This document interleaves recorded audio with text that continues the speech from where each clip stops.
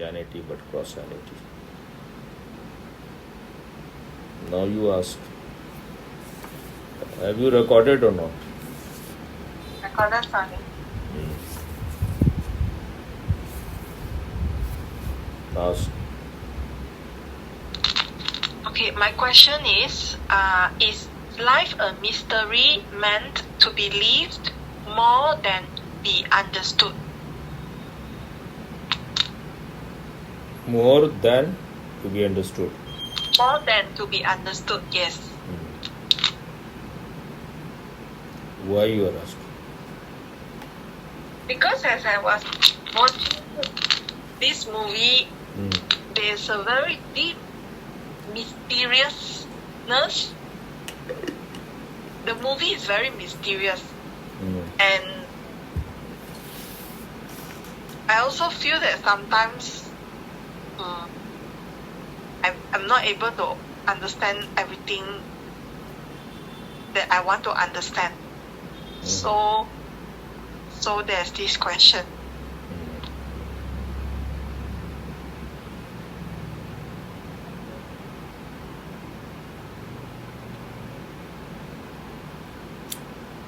In the movie, whatever looked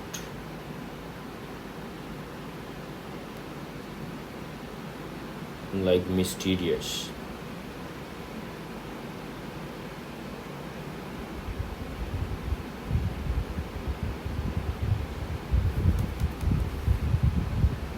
it is more like some kind of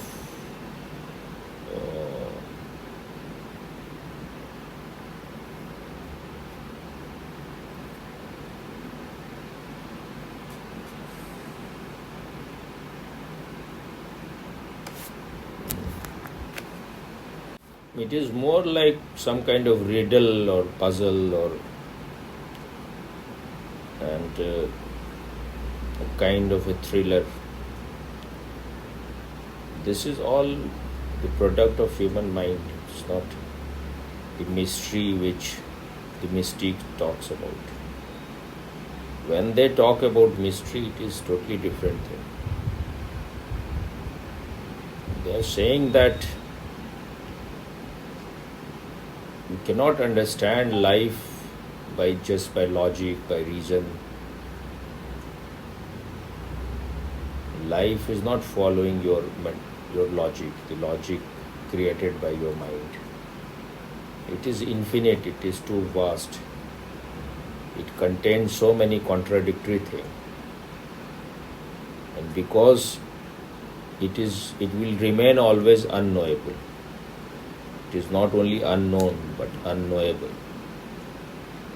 Because it is infinite, it has no limitation, no boundary line.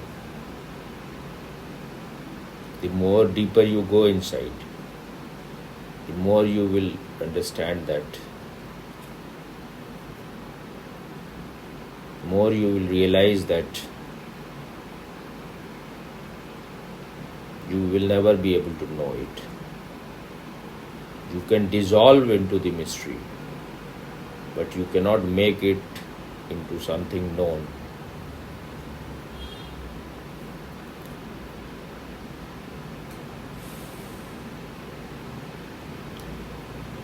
If you have known something, if you have understood something, that means it is smaller than you. That's why you have understood it. So the way of the mystic, the way of those who are spiritual, they don't want to know it, they want to dissolve into it. They want to become one with it.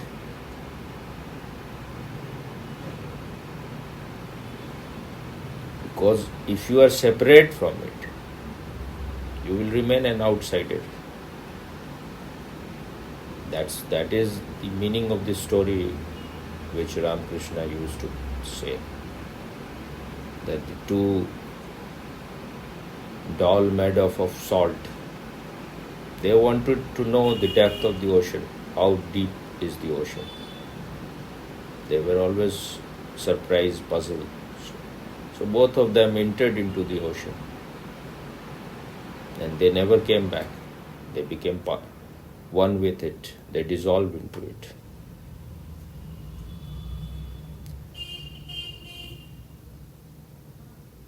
You can know something which is small, which has a limitation. But something which goes on expanding, something which has no beginning and no end, how can you know that? You can become one with it.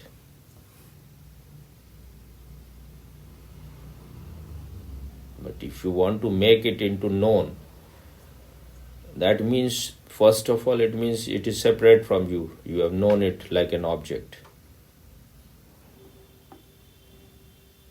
You can know it by becoming one with it. But then you will never be able to speak in words.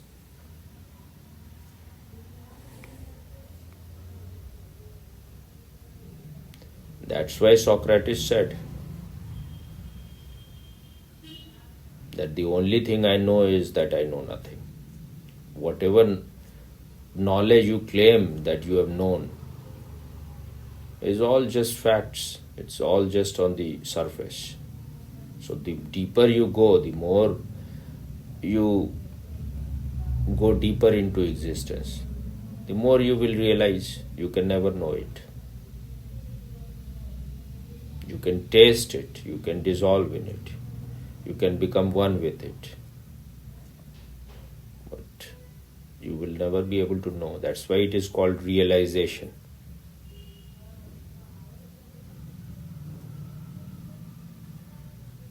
You will realize only when you have disappeared.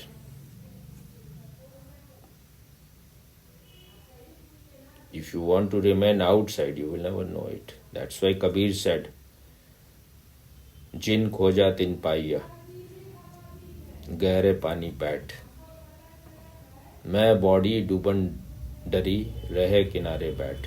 That means whatever you are searching for,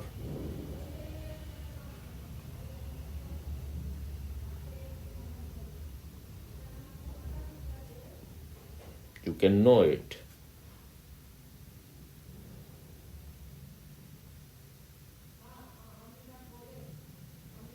But I am such a stupid fool, a damn fool, that I am sitting outside of the ocean, afraid of entering into it.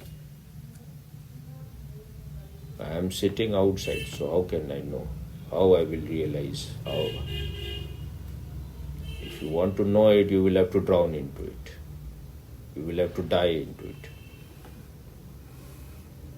You want to make it into knowledge, you want to make it into some kind of thing which you can exhibit, demonstrate. So he is saying the way to know is to go deeper into the ocean, go deeper into the water. Jin khoja tin paiya gehre pani pat. If you want to know it, then you will have to go deeper into the ocean. Going deep into the ocean means you die as an ego. Only when you die as an ego, you can become one with this existence. Then you will feel it is a mystery.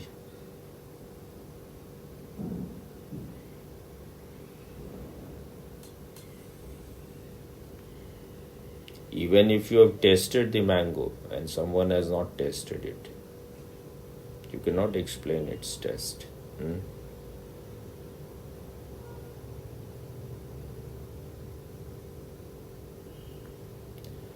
But still, understanding is needed,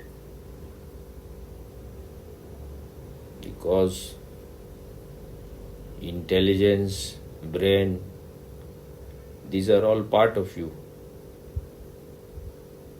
So your intelligence need to be satisfied. Your brain need to get its nourishment, its food. If you don't ask question, if there is no inquiry within you, you will remain dumb. You will remain a potato. Once the brain is satisfied, once your intelligence is satisfied, it becomes silent. Then it will allow you to dissolve, it will allow you to go deeper. And if you just go on asking, inquiring, if you have this burning quest, then one day you will realize that logic, intelligence, they have its limitation. Through logic, through reasoning, you will never be able to know the existence. Somewhere,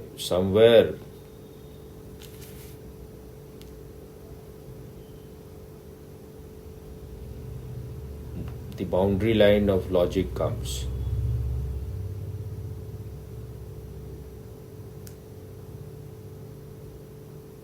You can doubt everything.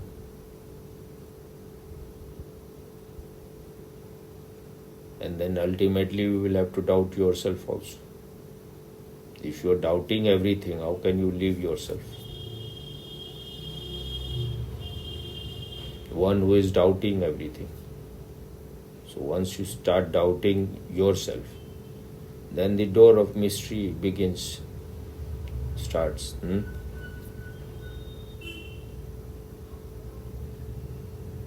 The one who is doubting everything is leaving himself outside. Ultimately, if once you have doubted everything, then it has to turn in.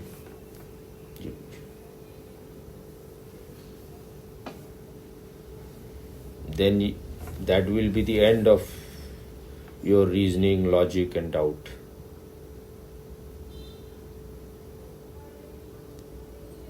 But we are not even doubting totally. Only little bit we doubt. It is all lukewarm. If you just go on doubting, then you will have to doubt everything. Everything has to be rejected. That's why in Upanishad they say neti neti, not this, not this. When you go on rejecting, go on and on rejecting,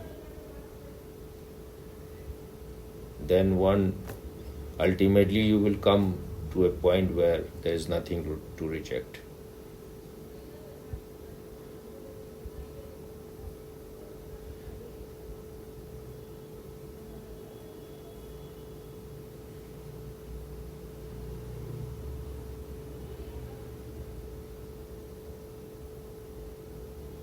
The one who is doubting everything, that will remain.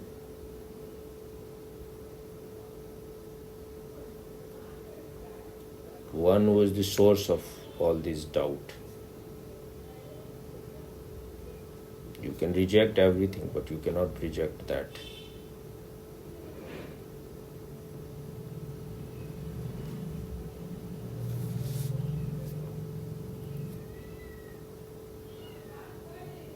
So those who have not tried to understand things,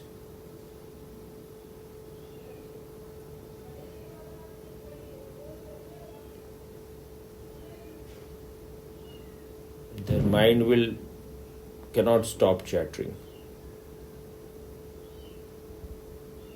Once you have tired your mind totally, once you have understood, once you have realized,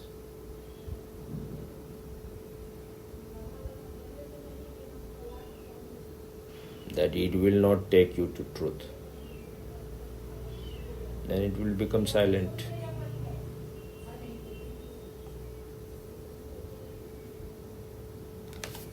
Then you can enter deep.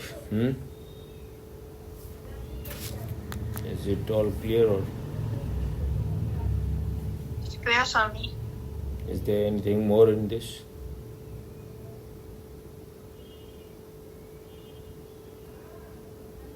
I have one question. Just now you say that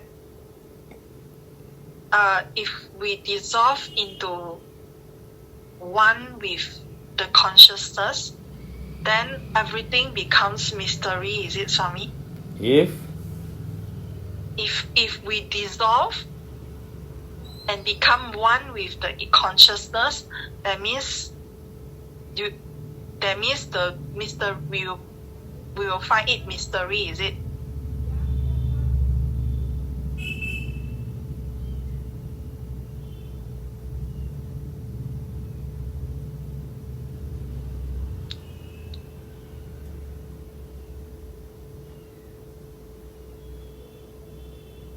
I was saying that if you remain outside, if you are separate,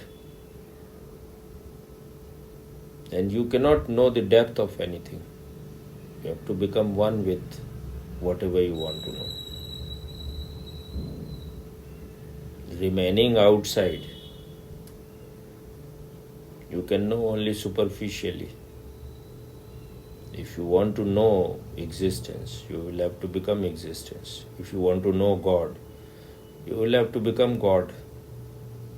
If the separation is there, if the difference is there, you will remain an outsider. If you want to know what is inside the house, you will have to enter inside. If you remain outside, how you will know?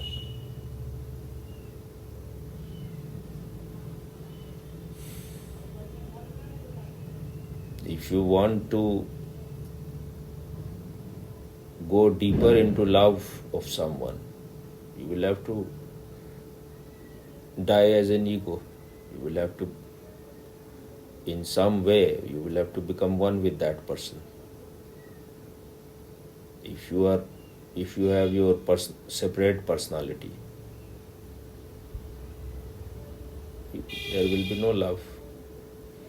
That's why here also Kabir say, Prem gali ati sakri, ta mein do na samaye. The path of love, the lane of love is very narrow. Two cannot enter into it. If you want to enter into it, you will have to die.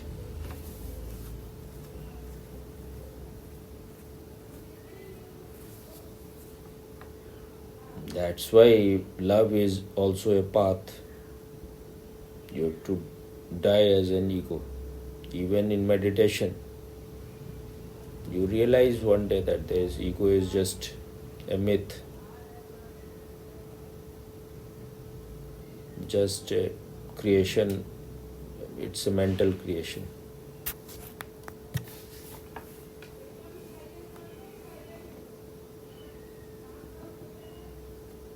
Ego is all right as long as you are immature, childish. But if you go on keeping it, you will start rotting. But this is how, when you go on imitating West, they teach ego. Ego is there, the very center.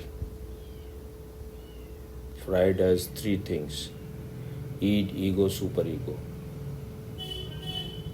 Id is, he says, it is in children. Pleasure-seeking behavior. They are just seeking pleasure in everything. When they touch their genital, they get pleasure. When they suck their mother's breast, they get pleasure. It is oral stage.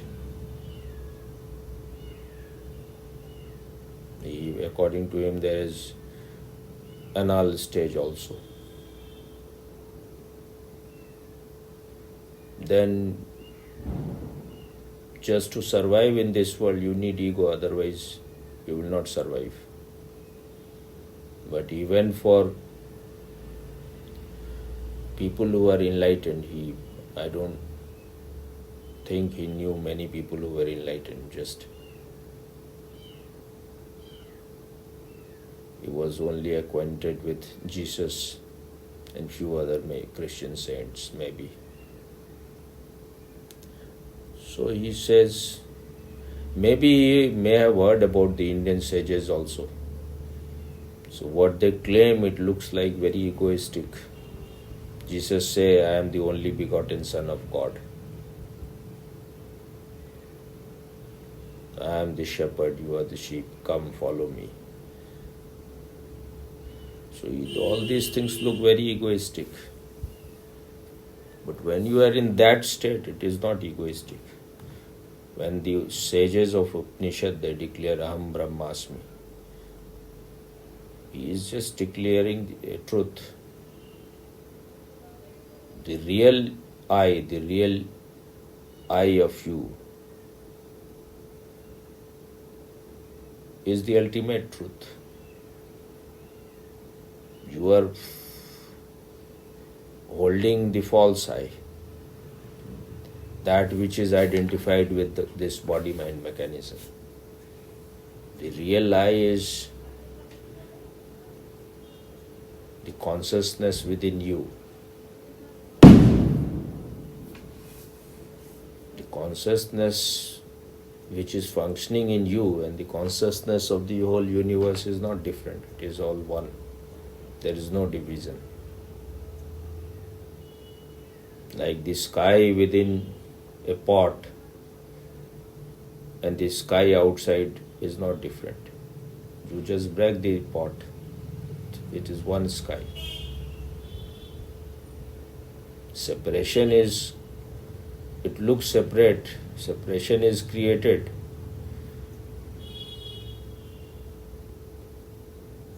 Because of this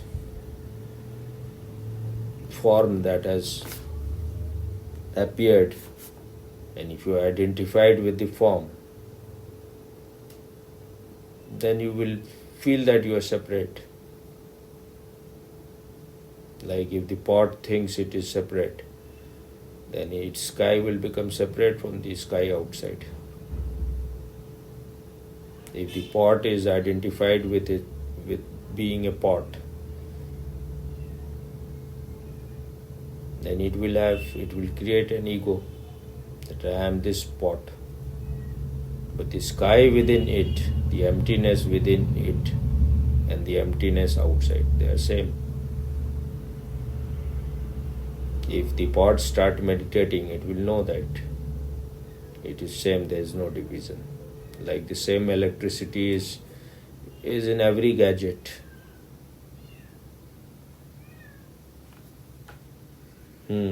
Okay. Okay, Swami, clear.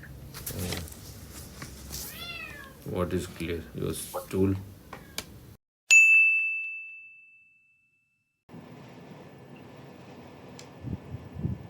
I have spoken a lot, so now just watch your belly. Just be aware what is happening there.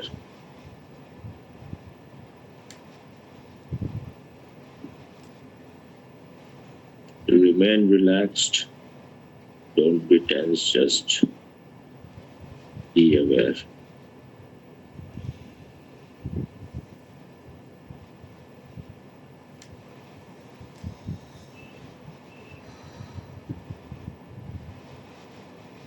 Just be aware of the breath touching your navel center.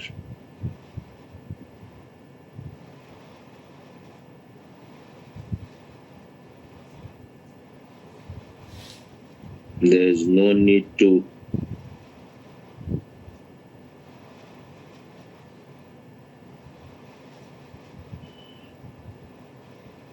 know that whether the breath is coming in or out. Remain relaxed, just be aware of the breath touching your navel.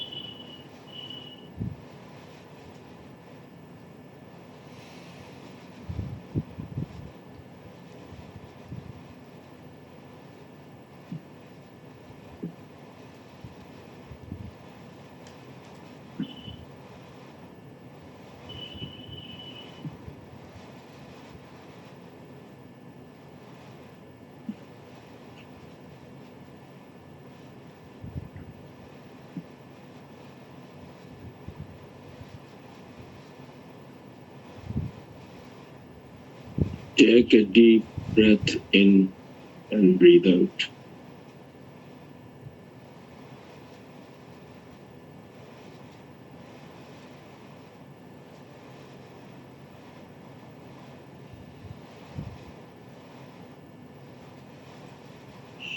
Slowly open your eyes and go to sleep.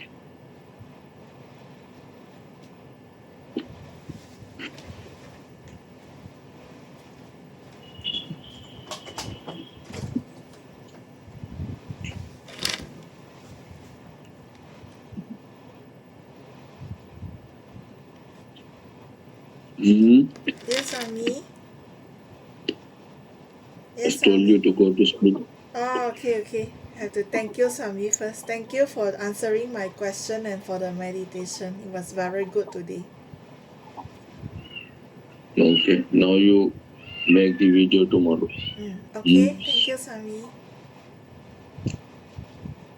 Okay. Okay, thank you, Swami. Om.